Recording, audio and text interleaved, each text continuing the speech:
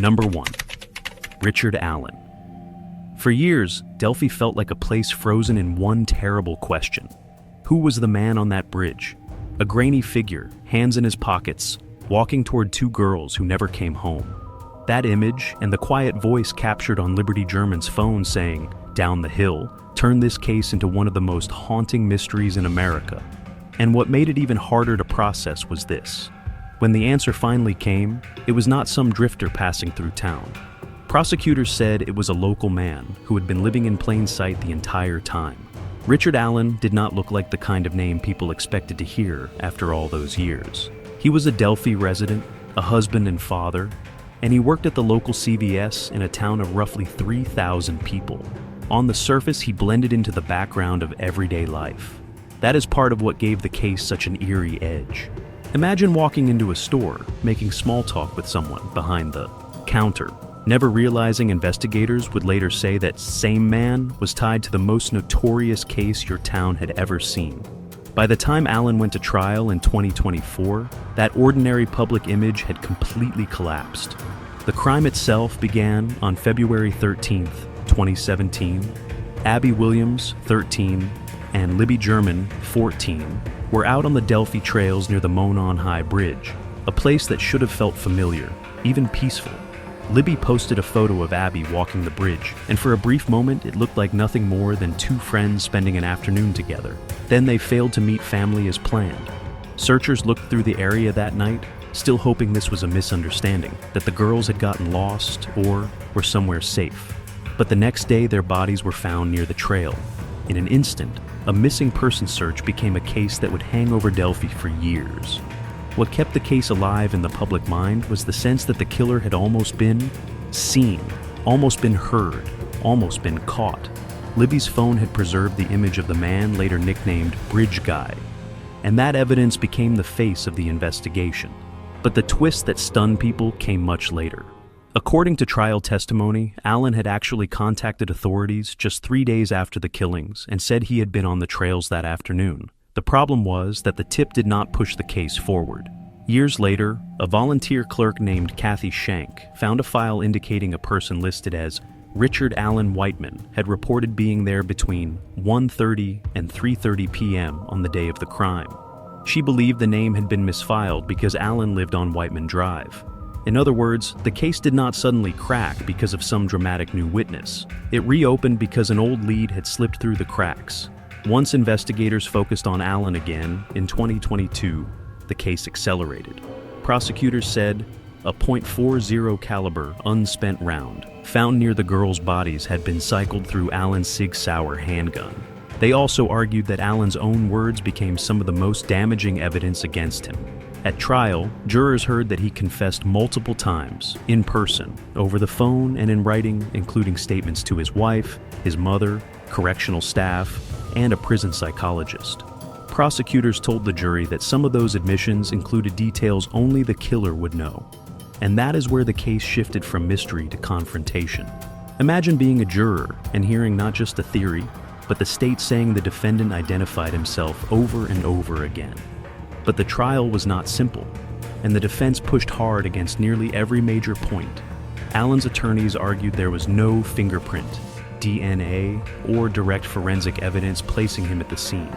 They attacked the firearms analysis, questioned the state's timeline, and said his confessions were not reliable because his mental condition had deteriorated while he was held in restrictive prison conditions before trial. They also tried to raise an alternative theory involving other possible suspects, but the judge ruled that theory inadmissible. So by the time the case reached the jury, it came down to a stark split. Prosecutors said the video, the bullet, and the confessions formed a clear picture.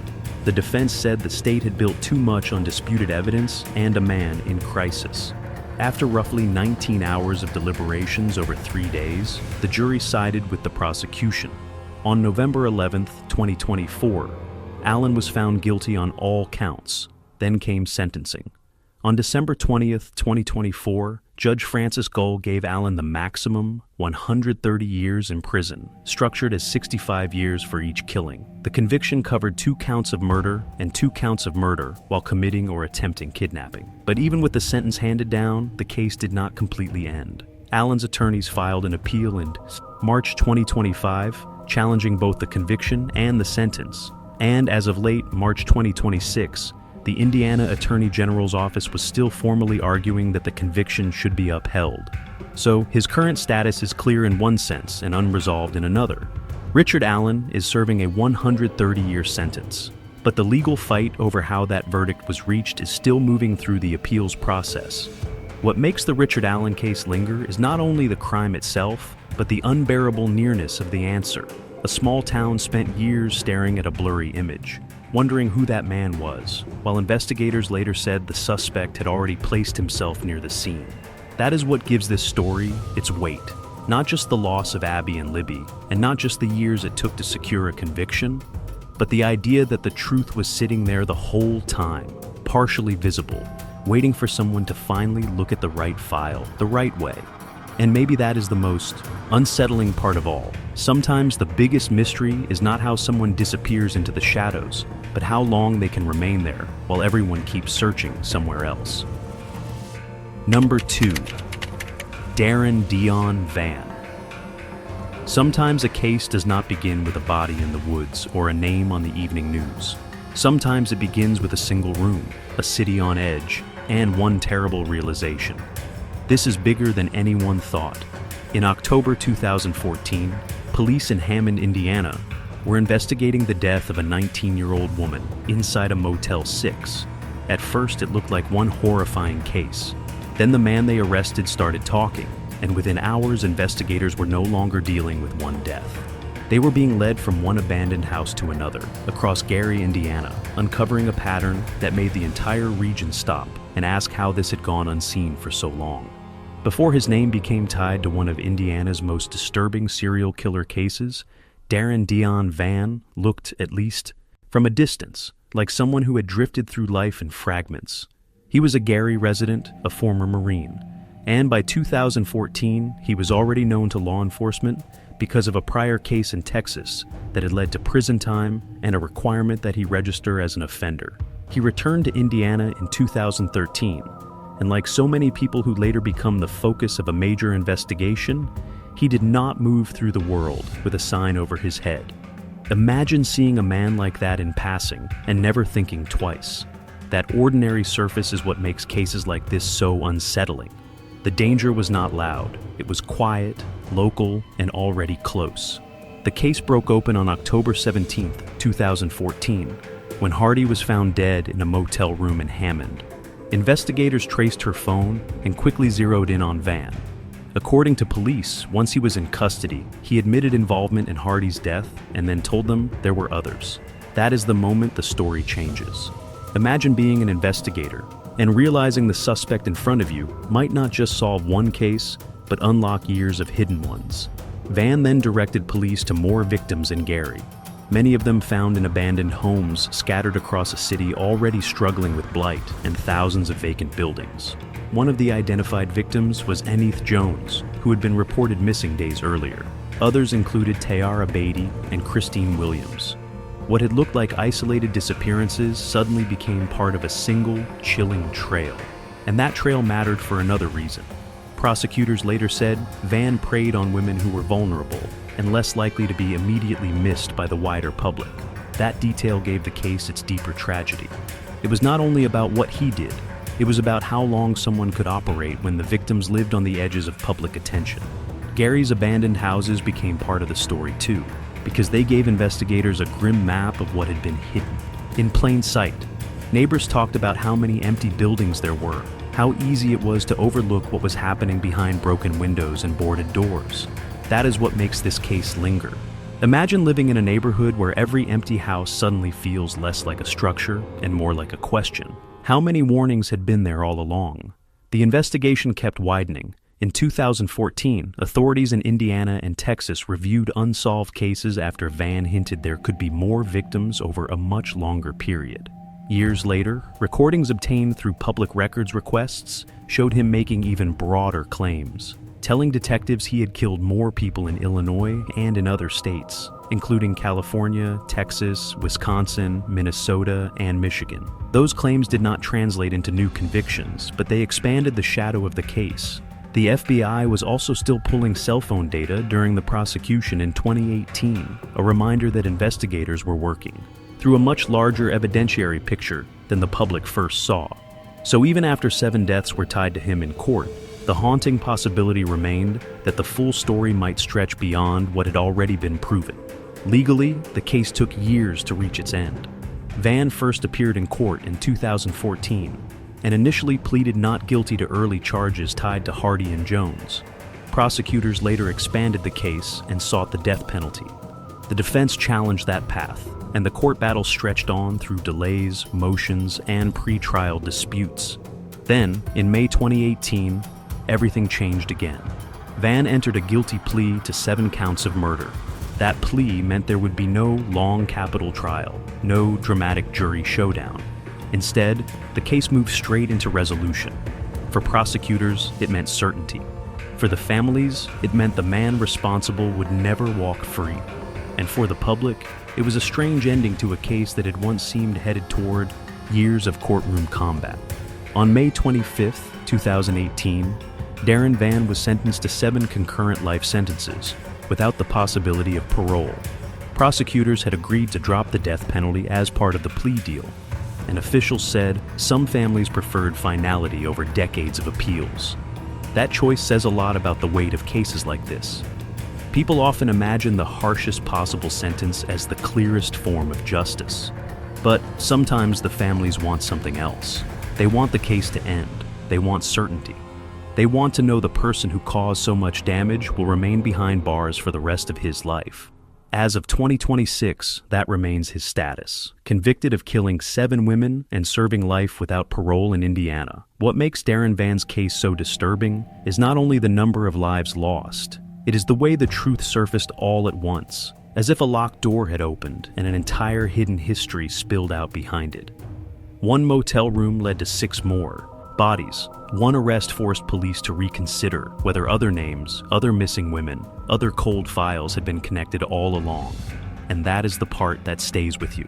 Not just that he was caught, but that the case exposed how easily some victims can be overlooked until a pattern becomes impossible to ignore. In the end, the story of Darren Van is not just about a serial killer. It is also about visibility, about who gets searched for right away, and about how long horror can survive when the world is not looking closely enough. Number 3. William Clyde Gibson III. Some cases feel disturbing because they are sudden. This one feels disturbing because of how many layers kept peeling back. What began as the killing of 1 elderly woman in New Albany turned into the discovery of another victim in a backyard. Then the confession to a 3rd killing from nearly a decade earlier. Each time investigators thought they had reached the bottom, the case dropped 1 level deeper, and that is what made William Clyde Gibson III so unsettling to the public. He was not described as a mystery man passing through town. He was local, familiar, close enough to be overlooked until the evidence became impossible to ignore. Before his name became tied to 3 of Indiana's most notorious killings, Gibson was already a deeply troubled figure with a long criminal history. By the time prosecutors brought the murder cases, court records showed he was on probation during the 2012 crimes, and later appeals centered in part on claims from the defense that a 1991 traumatic brain injury, along with long-standing mental health and substance abuse problems, should have been weighed more heavily. That does not excuse what happened, but it helps explain why the case drew such intense attention. Imagine a man moving through daily life with years of chaos behind him, yet still close enough to ordinary routines that he did not immediately stand out as the center of a future death penalty case. The confirmed chain of events stretched across years. In 2002, Karen Hodella was killed, a case that went unsolved after police found her body in early 2003. Then, in March 2012, Gibson invited 35-year-old Stephanie Kirk to his home in New Albany. According to the Indiana Supreme Court, he killed her there, hid her body overnight in the garage, and buried her the next day in a shallow grave in his backyard. About a month later, he invited 75-year-old Christine Whites, a close friend of his late mother, to the same home. Prosecutors said he killed her too, and left her body in the garage before going out drinking. Imagine how chilling that timeline sounds in hindsight. 1 victim hidden in the ground, another left inside the property, and the outside world still unaware of the full picture. The break in the case came the following day, when Gibson's sisters discovered Whitey's inside the garage and contacted police. That same evening, officers arrested him after a brief car chase, and this is where the investigation turned from horrifying to staggering. While in custody, Gibson repeatedly asked to speak with investigators and waived his rights each time. On April 20th, 2012, he confessed to killing Whitey's. He also confessed to the long unsolved Hodella case. In later interviews on April 23rd, 24th, and 26th, he confessed to killing Kirk as well and told police where to find her body in his backyard. Investigators then recovered Kirk's remains and found her prescription drugs inside his house. One arrest had suddenly connected 3 women across nearly 10 years. From there, the legal case moved in stages, and each stage brought another headline. Prosecutors filed death penalty requests in the Whitey's and Kirk cases, and refiled Hodella's case separately. In late June 2012, after Gibson attempted to take his own life in jail, the court ordered a competency evaluation. By October, the court found him competent to stand trial. That mattered because the defense would later argue that his mental condition and possible brain injury should have carried more weight. Still, the state pressed ahead. Imagine sitting in that courtroom and realizing this was no longer just about proving one killing. It was about whether the justice system would treat this as a serial case deserving the harshest sentence Indiana could impose. The first major trial came in October 2013 for the killing of Christine Whitey's. Gibson was convicted, and during the penalty phase, the jury considered aggravating factors, including that he was on probation at the time of the crime. The jury unanimously recommended death, and the trial court sentenced him accordingly in November 2013. Then the Hodella case took a different path. In March 2014, Gibson agreed to plead guilty in exchange for a 65-year sentence instead of facing another death penalty fight. That plea also prevented prosecutors from using the Hodella killing as an aggravating factor in the pending Kirk case. A few months later, that early June 2014, Gibson stood trial for Stephanie Kirk's killing, but after jury selection began, he accepted advice to plead guilty and let the judge decide punishment. In August 2014, the judge sentenced him to death again.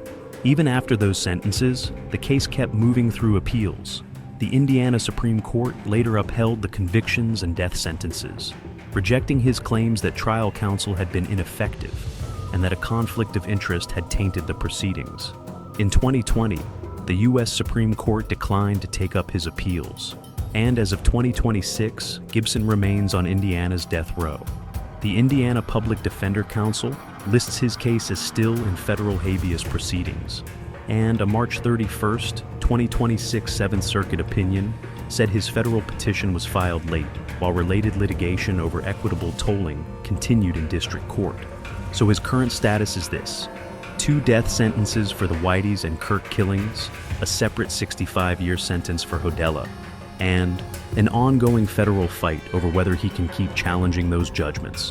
What makes William Clyde Gibson III linger in people's minds is not just the brutality of the crimes. It is the way the case unfolded like a locked room opening wider and wider. First one victim, then another. Then a confession that reached back nearly a decade. It forced the town to confront the idea that the worst truths are not always hidden far away. Sometimes they sit inside an ordinary house on an ordinary street, waiting for one discovery to expose everything beneath it. And maybe that is the reason this case still feels so heavy. It is not only the story of 3 lives lost, but of how long darkness can stay contained until one moment finally brings it into the open. Number 4. Raymond Ronald Lee. Childs III. Some crimes feel impossible because of how many lives are taken. This one feels impossible because of where it happened. Not in some isolated place, not in a random encounter, but inside a family. Home, in the quiet hours before morning, with nearly everyone under one roof.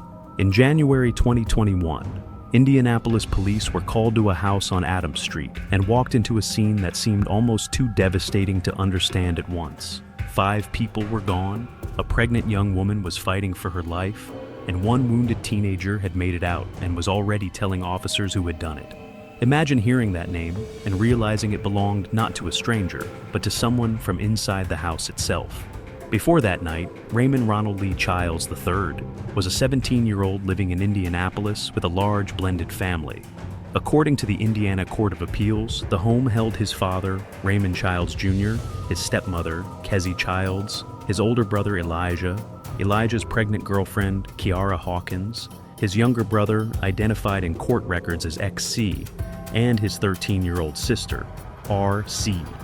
The court also noted details that make the house feel strangely vivid in hindsight. It was a bi-level home. The parents' bedroom was downstairs. Cameras had been installed because Kezzy had recently struggled to walk after surgery. And the family kept several firearms in the home, including a Draco-style gun owned by his father. Those details matter because they make the setting feel real, ordinary, lived in. It was a family space, the kind of place where tension could simmer quietly and still seem like something that would pass by morning. The immediate conflict, according to prosecutors and court records, began with something that might have sounded minor at first. Childs had gone out to see his girlfriend without permission and returned home late on January 23rd. His father was upset. Testimony later showed there was an argument, then a tense exchange in the basement, and then the family drifted back into the night.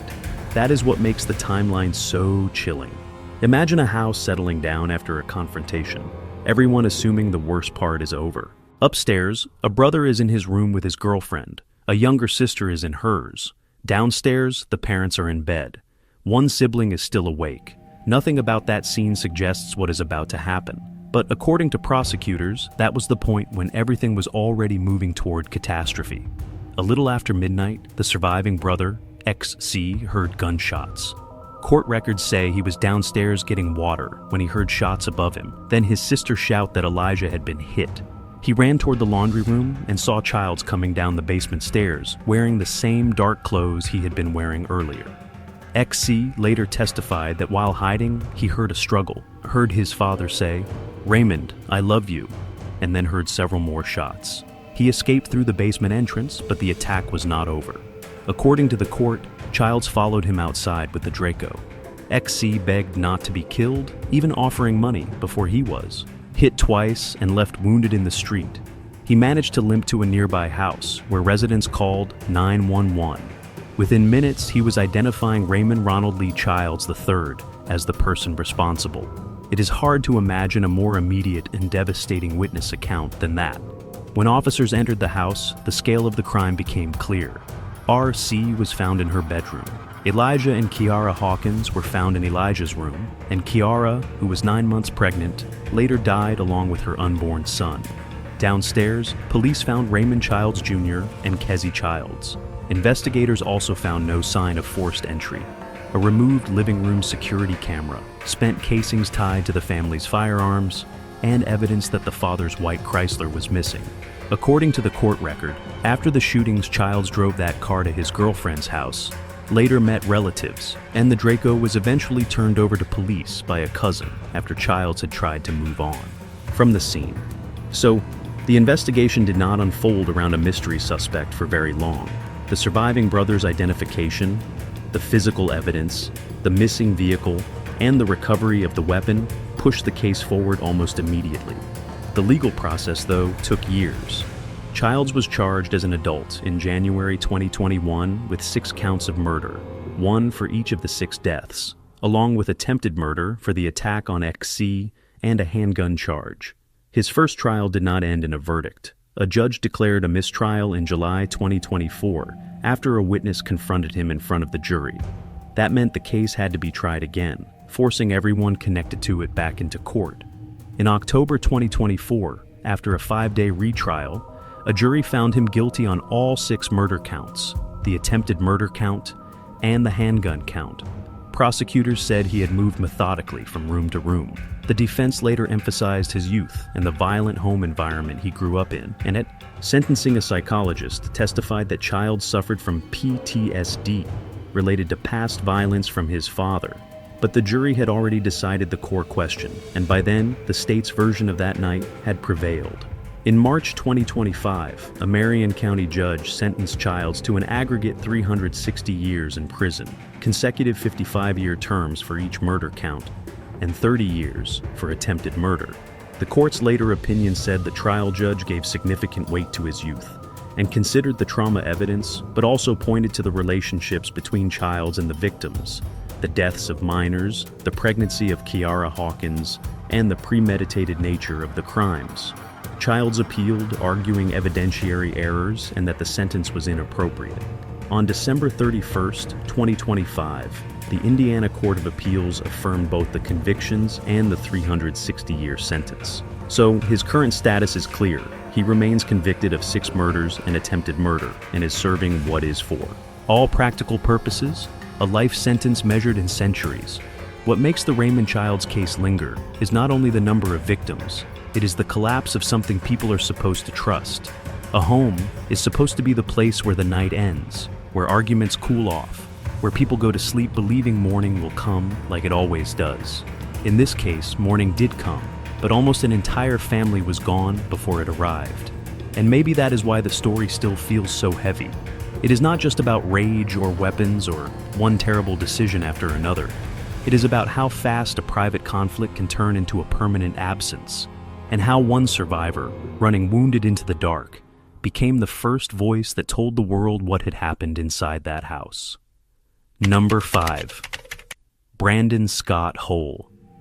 Some cases are remembered for how long they stayed unsolved. This one is remembered for how fast everything happened. In just a few minutes on the night of April 15th, 2021, a former FedEx worker arrived at the company's ground facility on Mirabel Road in Indianapolis, opened fire, and left 8 people dead before taking his own life. It was one of those crimes that seemed to hit all at once. The rush of police lights, workers running into the dark, families waiting for names, and a city trying to understand how something so devastating could unfold so quickly. And almost immediately, another question followed behind the first one. Not just what happened, but how many warning signs had come before it.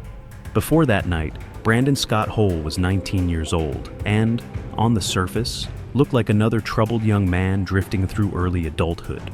Authorities said he was a former employee at the FedEx facility, having worked there briefly before being fired in October 2020 for absenteeism. Long before the shooting, though, law enforcement and mental health concerns had already intersected with his life. In March 2020, his mother contacted police because she feared he might try to force officers to kill him. Police seized a shotgun from the home, and the FBI later interviewed him, but agents said at the time they found no criminal violation and no evidence of a racially motivated, violent extremist ideology. Imagine being a parent, sounding the alarm that clearly, and still having no way to know that more than a year later, the story would return in the worst possible way. The shooting itself unfolded with terrifying speed. According to investigators, Hull arrived at the FedEx facility shortly after 11 p.m. He first went to the security area, then returned to his vehicle. Moments later, he came back armed and began firing in the parking lot before moving toward the entrance. Police later said 4 victims were found outside and 4 inside. The attack lasted only minutes before he went back into the building and died from a self-inflicted gunshot wound. That compressed timeline is part of what makes the case so haunting. Imagine starting an ordinary shift at work, hearing confusion outside, maybe not even knowing whether the sound is real danger yet, and then realizing the entire night has changed in less time than it takes to make a phone call. The human loss gave the case even more weight. The 8 victims range in age from 19 to 74, and 4 were members of Indianapolis's Sikh community. That mattered deeply, because the FedEx hub employed many Sikh workers, and almost immediately families and community leaders were trying to determine whether the attack had specifically targeted them. In the first hours after a case like this, the uncertainty can be almost as crushing as the facts.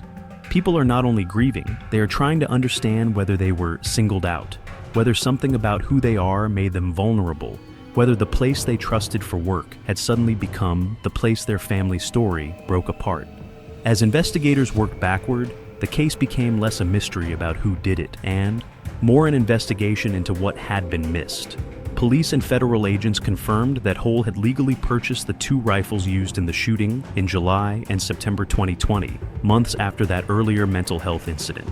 Reuters reported that the purchases came after his brief psychiatric detention, and public officials later focused heavily on why Indiana's red flag process had not led to a court hearing that might have blocked future gun purchases.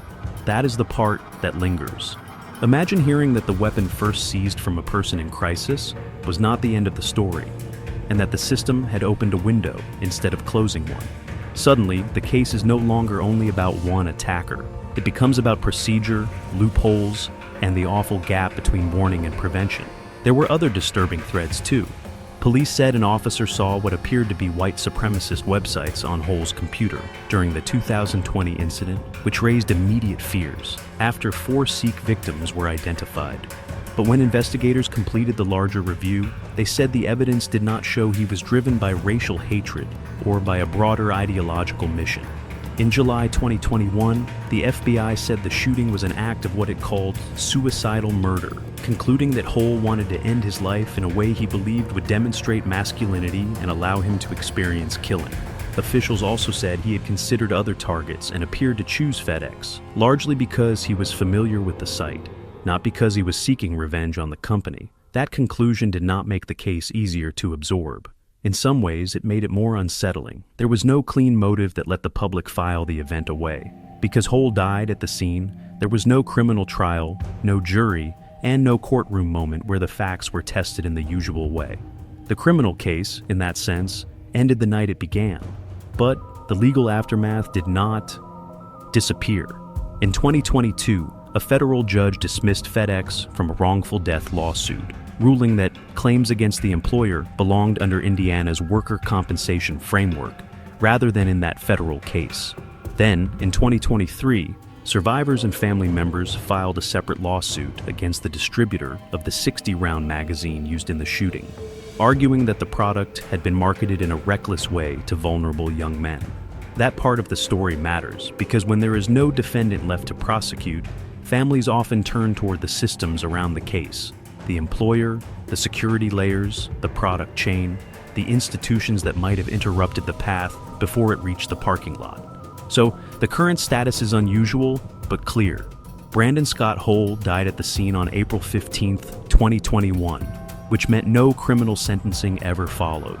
The public reckoning instead moved through investigative findings, policy debate over Indiana's red flag law, and civil litigation.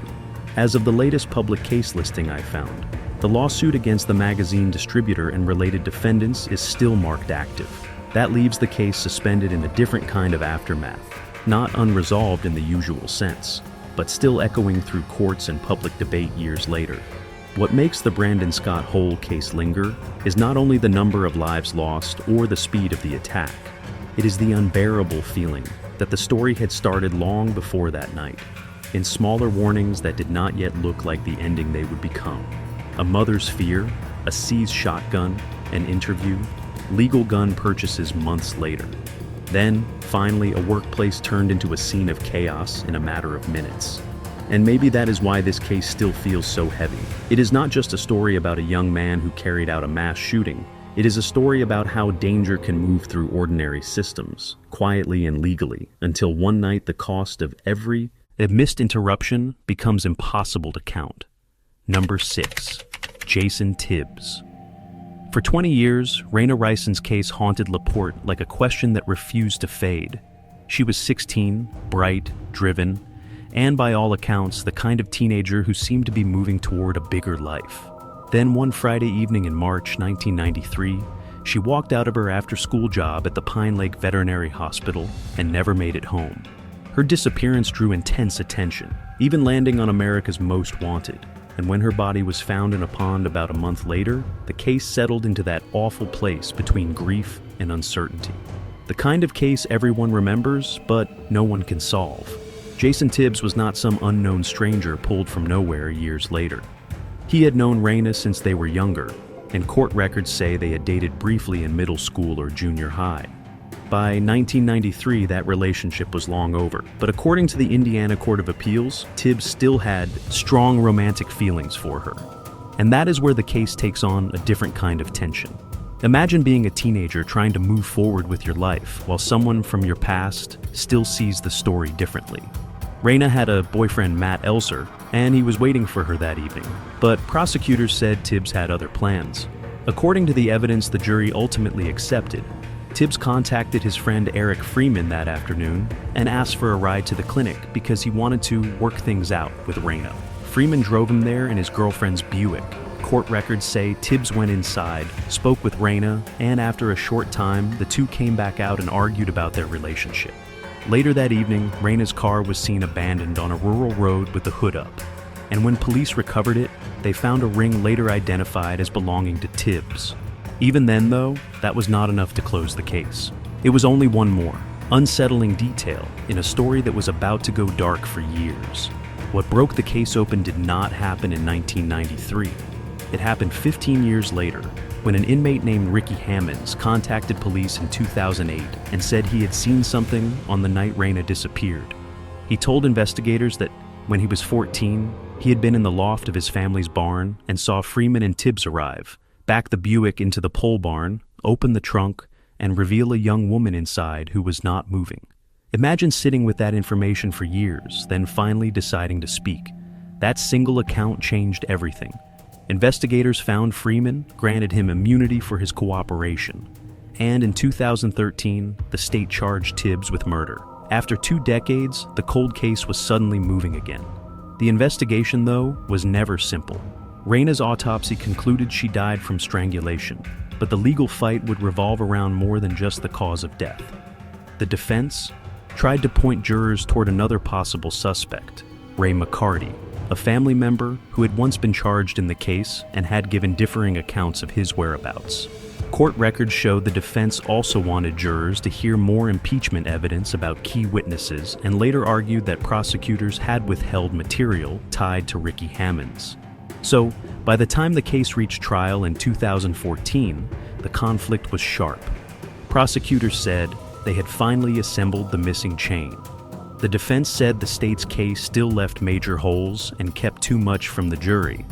In November 2014, the jury found Jason Tibbs guilty of Raina Reisen's murder. The following month, he was sentenced to 40 years in the Indiana Department of Correction. For Raina's family, it was the moment they had waited decades to see, but that did not mean every question disappeared. Cases like this rarely end with everyone feeling certainty in the same way. Imagine carrying a loss for more than 20 years, then finally hearing a verdict. There is relief in that. But there is also the strange weight of realizing the case that shaped your family is now permanently part of the public record, argued over in court filings, witness statements, and appeals. And the appeals came quickly. Tibbs challenged the conviction, arguing the trial court wrongly blocked evidence suggesting another perpetrator and also improperly excluded impeachment material. He separately argued that the state had failed to disclose favorable evidence concerning Hammonds.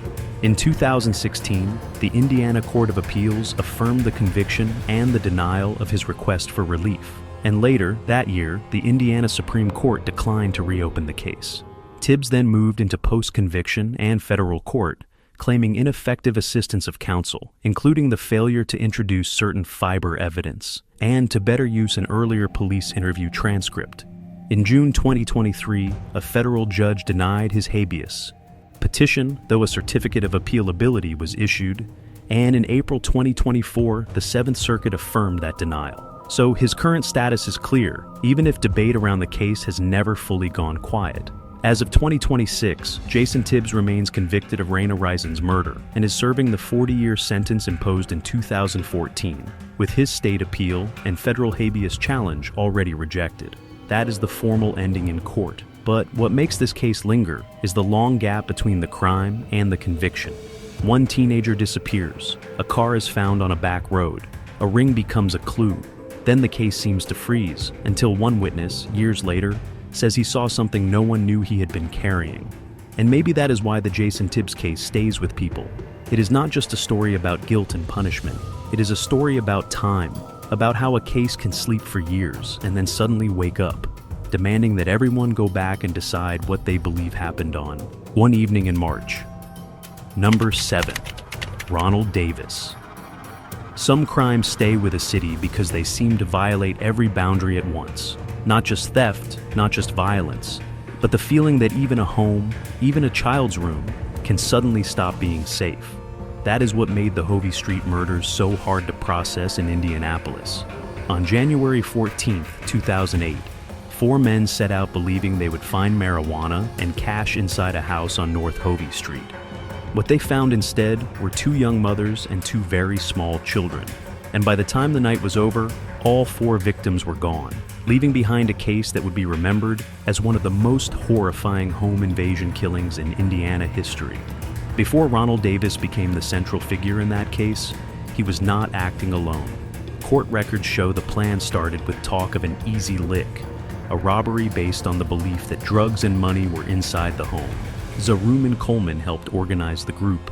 Jasper Frazier and Dante Hobson joined in. Davis was armed. That matters because it strips away any later suggestion that this was random chaos or a situation that suddenly spiraled from nowhere. The group gathered guns, a crowbar, and a bag to carry what they expected to steal. Imagine that moment before they arrived, when everyone still thought this was about profit. The real horror had not happened yet, but it was already moving toward that house. When they got there, the first attempt to get inside failed. Davis and Frazier tried the front door, returned to the vehicle, then went back with the crowbar and forced entry through a window near the front of the house. Once inside, they searched for what they came for and found nothing. No stash, no payoff, no shortcut to the money they expected. And that is where the case turns from planned robbery into something much darker.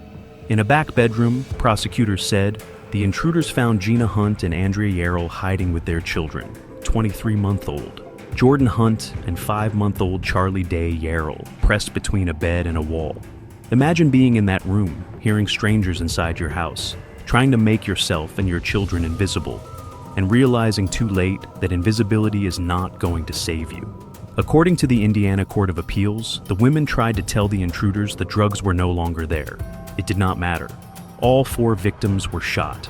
Later, rulings and related appellate opinions identified Davis as the gunman. Frazier, who had entered the house with him, would later tell investigators that Davis was the one who fired. That detail became one of the most important turning points in the entire case, because for a brief moment after the killings, police did not yet have the full picture. They had a scene, 4 victims, and a city in shock, but they did not yet know how fast the case would start to open. The investigation moved quickly because the men did not disappear cleanly into the night.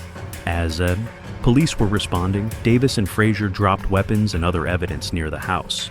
Within 2 days, tips were already pointing detectives toward Coleman and Davis. Coleman was arrested on unrelated charges on January 17th. That same day, detectives learned that Frazier was in Ohio and willing to talk. He returned to Indianapolis early on January 18th and gave a detailed statement in exchange for a deal that kept murder charges off the table. Investigators later said Frazier broke the case. Coleman and Hobson then gave corroborating statements. Davis was arrested at his mother's home on January 18th. He admitted involvement, but he claimed Frazier was the shooter. Imagine that stage of the case. Everyone pointing, everyone protecting themselves, and detectives trying to build one clear line through 4 ruined lives. The legal process reflected how serious the state viewed the crime from the very beginning. On January 23, 2008, prosecutors charged Davis with 4 counts of murder, 4 counts of felony murder, and additional robbery, burglary, and firearm-related offenses. The next day, the state filed a death penalty request. That alone tells you how this case was being treated. But more than 2.5 years later, Davis chose a different path. In 2010, he entered a plea agreement, pleading guilty to 4 counts of felony murder, conspiracy to commit robbery, and unlawful possession of a handgun by a serious violent felon.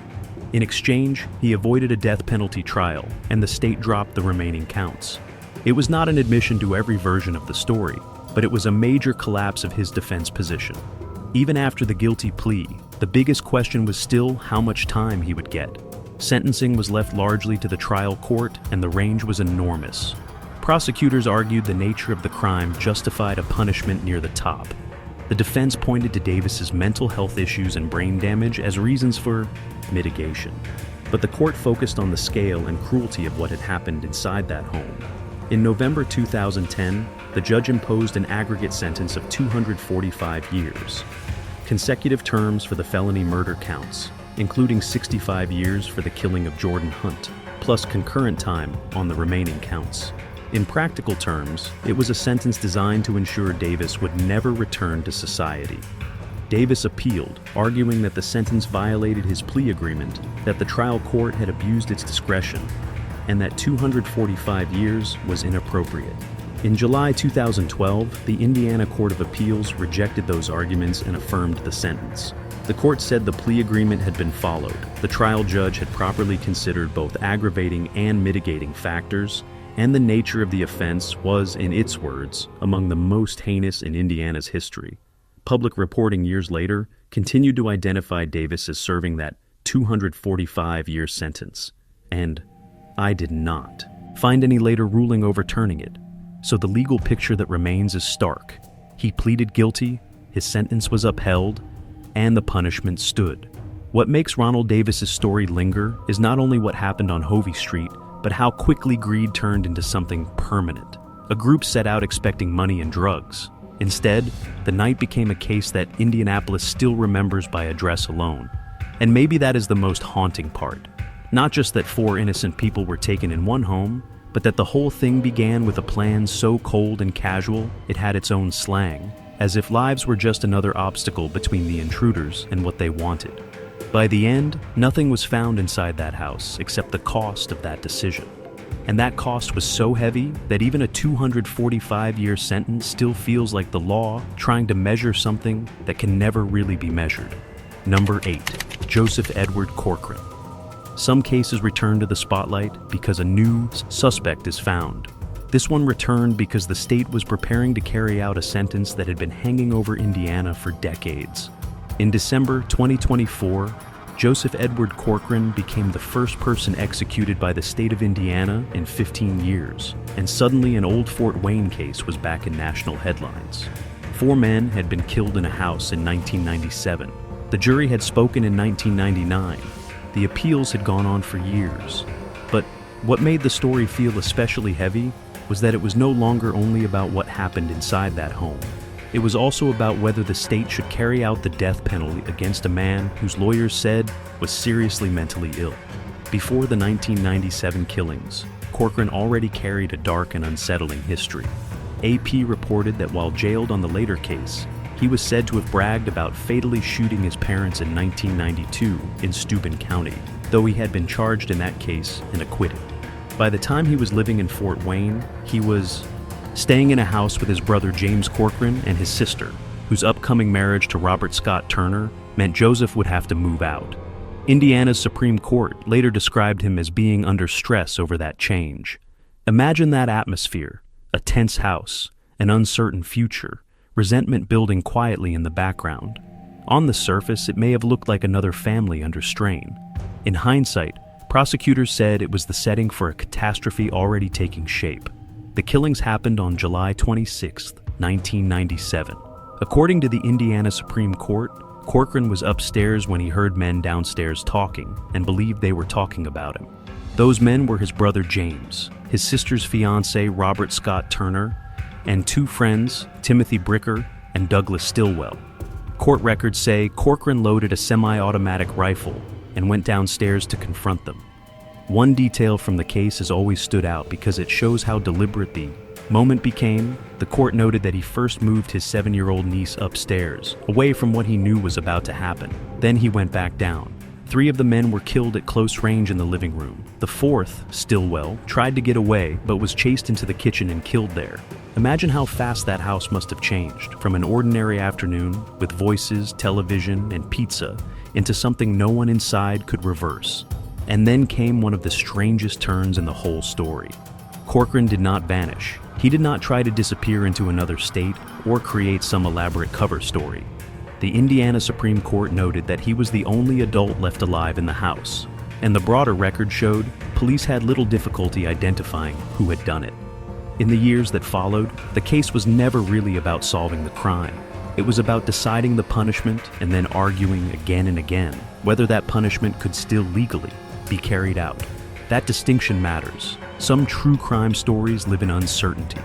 This one lived in procedure, appeals, and the long shadow of a death sentence that kept surviving each new challenge. The trial brought those questions into open court.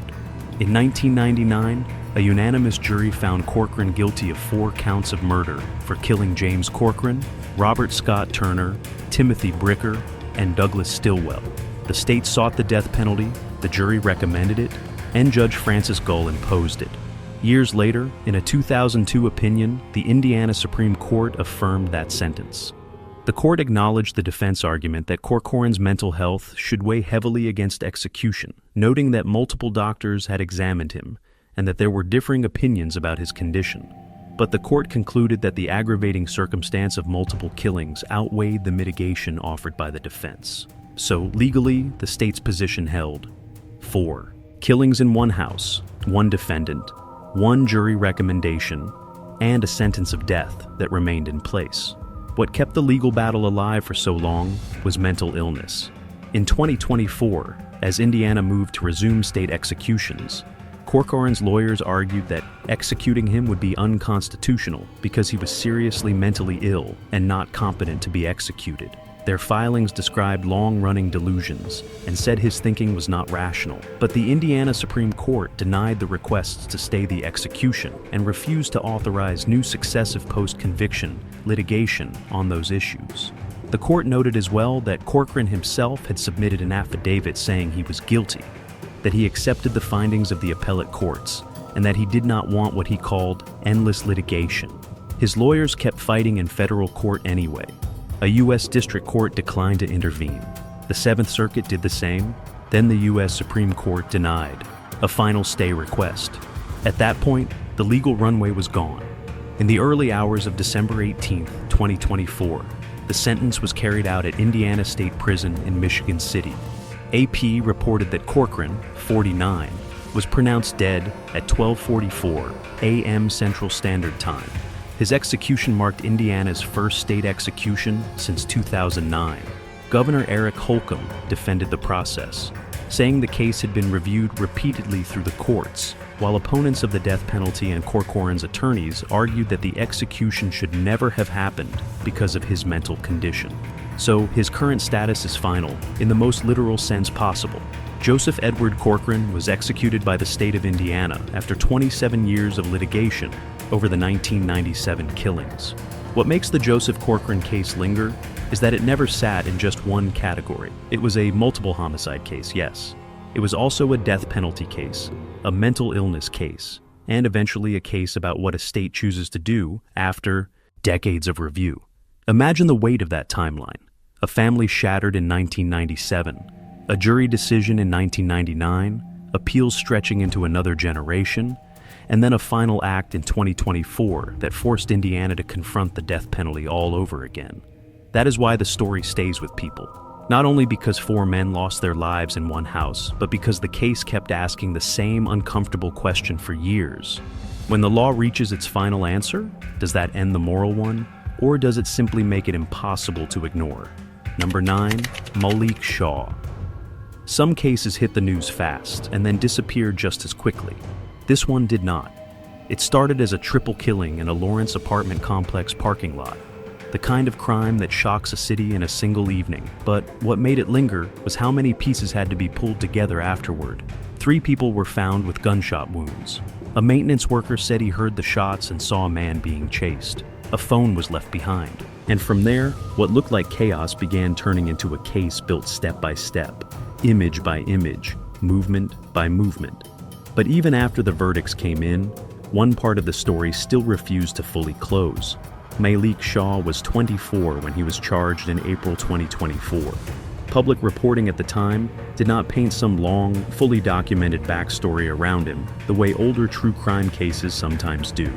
Instead, the public first encountered him in the most abrupt way possible, as the man, police said, was connected to 3 deaths at the Jamestown Apartments on Duxbury Lane in Lawrence, a city within Indianapolis. The victims were identified as 19-year-old Aaliyah Wortman of Marion, 19-year-old London Coleman of Warsaw, and 27-year-old Spencer Lawson Jr. of Indianapolis.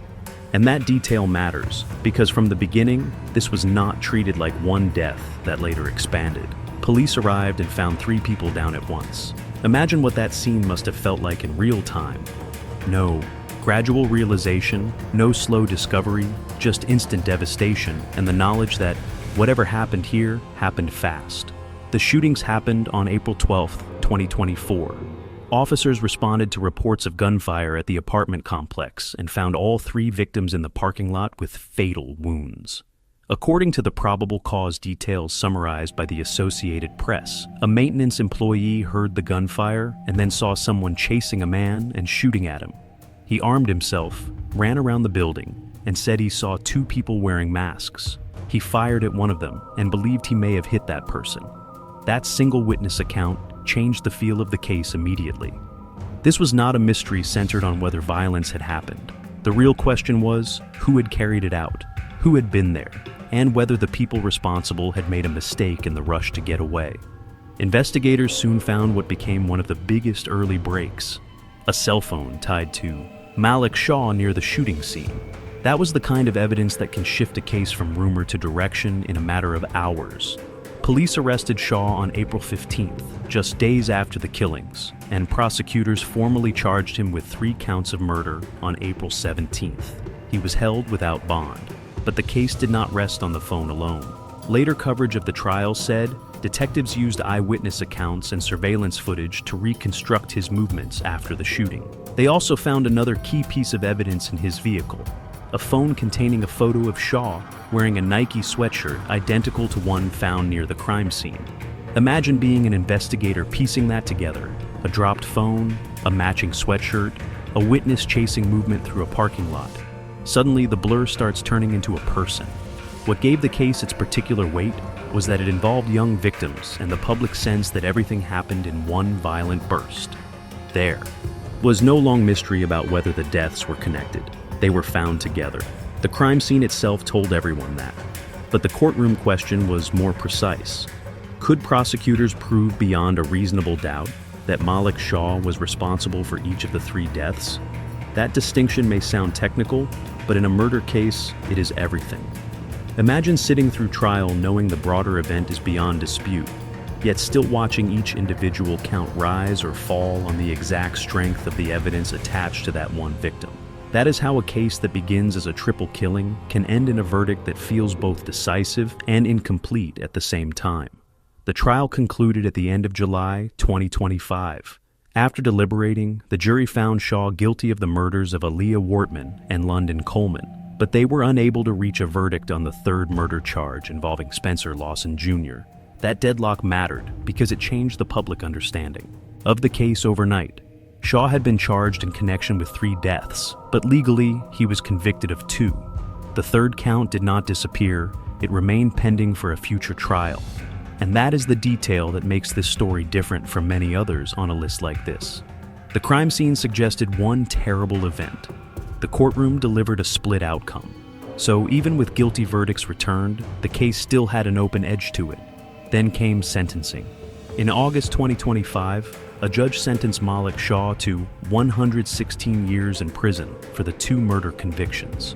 Wish TV reported the sentence on August 27, 2025. Describing it as punishment for the killings of Wortman and Coleman in Lawrence. That kind of sentence tells you how the court viewed the severity of the crime. It is not just long, it is effectively life measured in decades beyond ordinary expectation. And yet, even here, the unresolved part of the case remained in the background. The sentence was for 2 murders, while the 3rd charge was still waiting for its own legal conclusion. So, the punishment sounded final, but the case itself still carried one unfinished chapter. As of now, that is Malik Shah's status, convicted of 2 murders in the April 2024 Lawrence killings, sentenced to 116 years in prison, with the 3rd murder charge tied to Spencer Lawson Jr. still pending for a future trial. That is an important clarification, because the public memory of a case can flatten details over time. People may remember the Lawrence triple murder, and that is true as a description of what happened. But in court, the result was narrower and more complicated. 2 guilty verdicts, 1 unresolved count, 1 sentence already imposed, 1 more legal question still left standing. What makes the Malik Shah case linger is that it never settled into a single clean ending. 3 people died in one parking lot on an April evening. Police moved quickly. Prosecutors built a case out of a dropped phone, surveillance, footage, and witness testimony. A jury convicted him of 2 murders and stopped short on the 3rd. And maybe that is why the story leaves such a heavy impression. Not only because of the lives lost, but because it shows how the truth inside a courtroom can arrive in pieces, even when the violence outside it felt immediate and absolute. the public sees one horrifying night. The justice system sees count 1, count 2, count 3. And sometimes, even after a 116-year sentence, one part of the story is still waiting for its final answer. Number 10. Trevor Richard Hayes. Some cases are hard to hear because of violence. This one is hard to hear because of absence. Not a sudden burst of chaos, not a confrontation in public, but the slow failure of care inside a home where a child should have been safest. In late March 2026, police in Tell City, Indiana, were called to Gutenberg Lane for a small boy who was not breathing. What they found, according to investigators, was a 2-year-old child who had been dead for hours and showed clear signs of extreme neglect. And almost immediately, the case stopped being treated as a tragic medical emergency and became something much darker. A murder investigation centered on the adults in the home, including Trevor Richard Hayes. Before his name appeared in headlines, Trevor Richard Hayes was not publicly known as the center of a major criminal case. In the public record so far, he appears simply as a 39-year-old Tell City man living in the home with his wife, Catherine Carter, and multiple children. That ordinary frame is part of what makes the story so disturbing. Imagine a house from the outside, one that blends into the street like any other. And then imagine investigators walking in and deciding almost immediately that something inside had been going wrong for far longer than one day. This is also one place where the verified reporting matters. While your outline called Eric 3 years old, current reports and the probable cause material consistently identify him as 2 years old. That detail makes the case feel even heavier because it places the child at an age where he was completely dependent on the adults around him for everything. According to police, the timeline began on March 31st, 2026 at around 1:19 p.m. when Richard Hayes called 911 to report that a small child appeared blue and was not breathing. He told dispatchers that his wife had found the boy and brought him downstairs. When officers arrived, they performed CPR on Eric on the living room floor, but he was pronounced dead at the scene. Investigators later said Trevor and Catherine told them the last time they had seen him alive was around 11 p.m. the night before, more than 14 hours earlier. That gap is one of the most haunting parts of the case. Imagine being an officer at that scene, hearing that timeline, and realizing the emergency call was not describing something that had just happened moments earlier. It was describing a child who, police believed, had already been gone for some time. Then the investigation began to deepen. Officers said Eric appeared extremely underweight, weighing about 15 pounds, and had dozens of sores or bug bites on his body. Detectives also described poor living conditions in the home, including feces on floors in the children's rooms, torn diapers, pieces of drywall or spackling, and insects. One of the most devastating details came from the affidavits. Catherine Carter allegedly told police the child had been eating his diapers, and an autopsy later found material consistent with diaper contents as well as drywall, paint chips, or spackling in his system. Investigators said his death was caused by severe malnourishment and severe dehydration as a result of neglect. Those findings changed the emotional center of the case. This was no longer only about what happened on one afternoon. It was about what prosecutors would later suggest had been allowed to happen over time, behind closed doors until the neglect itself became fatal. And that is what gives the Trevor Richard Hayes case its particular weight. Some cases revolve around intent in a single explosive moment. This one, at least based on the current charging documents, revolves around prolonged failure, the kind that is harder to process because it suggests there were many points where intervention should have happened. Imagine what it means for a child to be so hungry that investigators believe he was trying to consume whatever he could reach. Imagine the silence of a home where that becomes possible. Those are the kinds of details that turn a local case into one that draws wider outrage, not because of mystery, but because of what appears to have been visible all along inside the house. And the case widened even further when authorities said 2 other children were removed from the home by the Indiana Department of Child Services. The legal process moved quickly once police finished the initial investigation. On April 3, 2026, Richard Hayes and Carter were arrested. Authorities said both were booked on charges of murder, neglect of a dependent resulting in death, neglect of a dependent resulting in serious bodily injury, and neglect of a dependent. That charge list matters because it shows how seriously investigators and prosecutors were treating the condition of the child and the overall state of the home. This was not framed as a lesser negligence case. It was framed from the outset as a homicide case, with additional neglect counts reflecting the broader allegations around the child's treatment. For a community like Tell City, that kind of charging decision instantly shifts a story from tragedy to criminal reckoning. A few days later, the case entered its next stage. During a court appearance on April 7th, both defendants asked for their bond to be lowered after it had initially been set at no bond. Court records cited by local reporting showed separate. Jury trial dates were then set: September 14th for Trevor Reichert Hayes and September 28th for Catherine Carter. That means the case as of now is still in its pre-trial phase. There has been no conviction, no jury verdict, and no final sentence. That distinction is important in a story like this because public reaction can race ahead of the legal process. Imagine how difficult that is for a community. The allegations are already so severe, the reported facts already so heartbreaking, and yet the formal courtroom process has only just begun.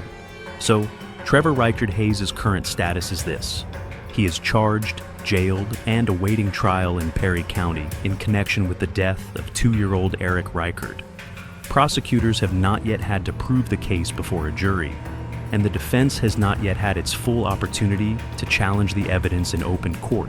But even at this early stage, the allegations alone have made it one of the most disturbing Indiana child neglect cases to surface in recent memory. Largely because of the condition investigators say the child was found in, and the evidence they say was recovered from the home and the autopsy. What makes the Trevor Reichert Hayes case linger is not suspense over who might be responsible.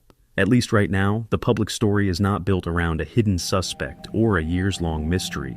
It is built around a child who appears to have needed basic care, food, and protection, and a home where investigators say those things were not provided. That is why the case feels so heavy. It forces people to sit with a different kind of horror, one measured not in seconds but in days and weeks, and missed chances. And maybe that is the lingering question at the center of it all. When a case looks this devastating from the very beginning, how many warning signs had to be missed before police ever reached the front door?